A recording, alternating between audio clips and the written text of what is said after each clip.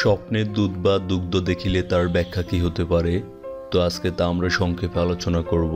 হযরত Danijel আলাইহিস সালামের মতে, খাবে কেহ দুগ্ধ পান করিলে তবে স্বপ্ন দর্শনকারী অপরিমিত হালাল সম্পদ অর্জন করিবার নিদর্শন।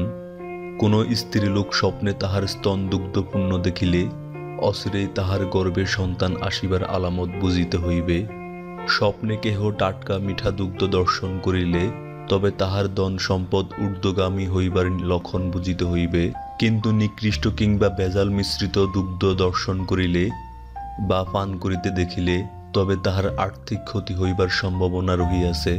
হযরত ইমাম জাফর সাদেকের মতে, খাবে কেহ দুগ্ধ দেখা একেবারে বালা মুসিবত, ধন দৌলত প্রাপ্তি এবং সন্তান লাভের আলামত।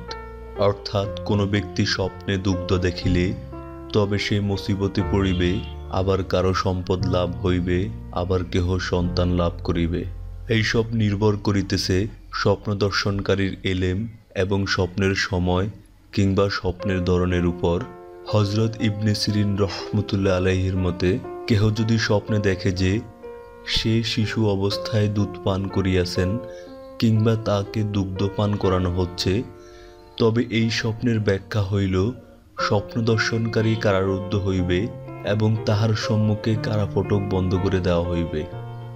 কেহ যদি স্বপ্নে দেখে যে সে কোনো অপরিচিত দুগ্ধ পোষা শিশুকে স্তন দান করিতেছে কিংবা দুধ পান করাইতে দেখিতে পায়, তবে স্বপ্ন দর্শনকারী সমাজবিরোধী কার্যে লিপ্ত হইবার আলামত। কিন্তু স্বপ্নে নিঃসন্তানকে স্তন দান করিলে তবে তা মঙ্গলজনক কার্যে নিজেকে সামিল করিবার নিদর্শন।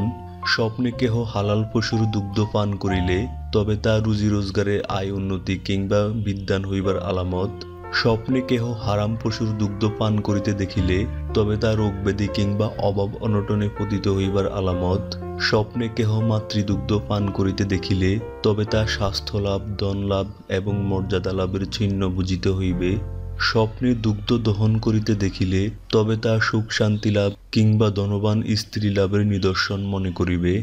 স্বপ্নে কেহ নিজ স্ত্রীর দুগ্ধ শোষণ করিতে দেখিলে তবে তা স্বামী স্ত্রীর গাঢ় প্রণয় এবং সুখী দাম্পত্য জীবনের নিদর্শন।